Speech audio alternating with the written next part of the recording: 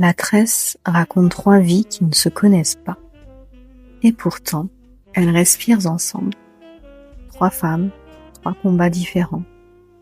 Mais le même instinct, celui de protéger ce qu'elles ont de plus précieux. Leurs enfants, leur dignité, leur avenir. Dans ce roman, on découvre que le courage n'a pas la même forme selon l'endroit où l'on est. Parfois, c'est défier une tradition. Parfois, c'est tenir un métier qui vous dépasse. Parfois, c'est se battre contre son propre corps. Mais au fond, c'est toujours la même lutte. Refuser de vivre à genoux.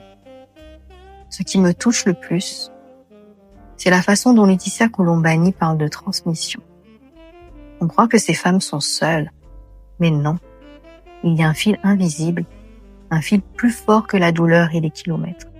Un fil qui lie celle qui donne la vie, celle qui la porte et celle qui la répare.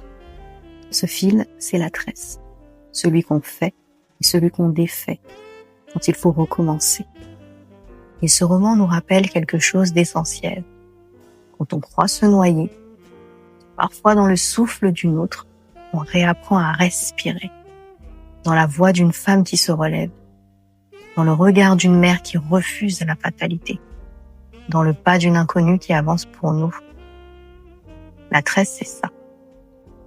La preuve que le destin se tisse à plusieurs mains et que même quand tout semble cassé, il y a toujours un fil qui nous relie